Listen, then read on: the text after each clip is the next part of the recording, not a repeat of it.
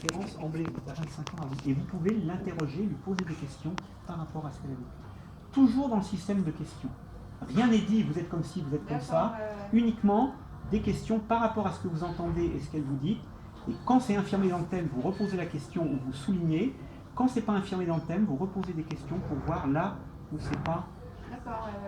Oui, parce que c'est vrai qu'il y a quand même toujours plusieurs façons de vivre un aspect, quel qu'il soit. Hein, et c'est la personne, et c'est pour ça que toute la préparation qu'on a, c'est une préparation. J'ai mis au point une méthode pour préparer le thème vraiment de A à Z. Et après, le thème, une fois qu'on l'a préparé, le tout, c'est presque de le mettre de côté et d'être uniquement dans l'interrelation avec la personne et de sentir. Et de temps en temps, d'aller chercher certains éléments et tout.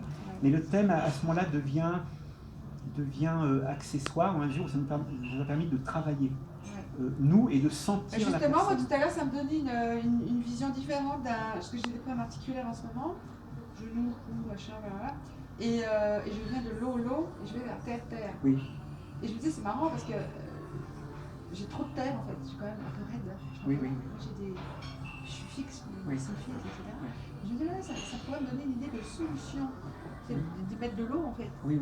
Mais alors, je ne sais pas comment faire pour. Est-ce que c'est visualiser l'eau pour, alors ça, au niveau des éléments, si dans le bouddhisme, il y a une foultitude, parce que tout l'enseignement du bouddhisme, en fait, comme de toutes les traditions chamaniques, sont faits avant tout sur les éléments. Ouais. C'est-à-dire que quand vous faites... Moi, je n'utilise que le bouddhisme tibétain.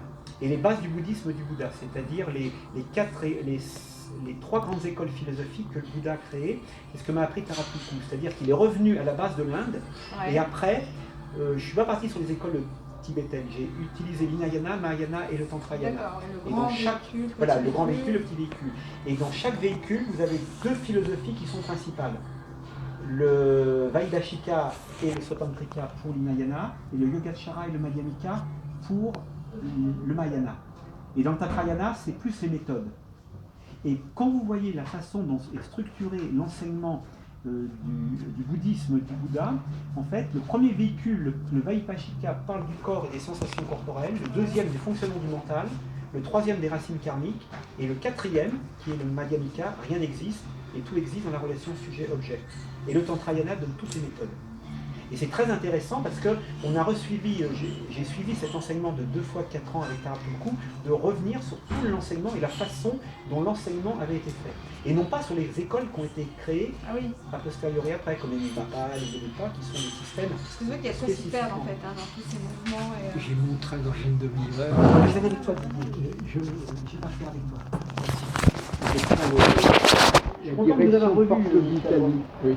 On s'est vu à plein de Oui, on s'est vu il y a 10 ans déjà à on a bien été plusieurs fois. Oui. Mais ce que vous avez exposé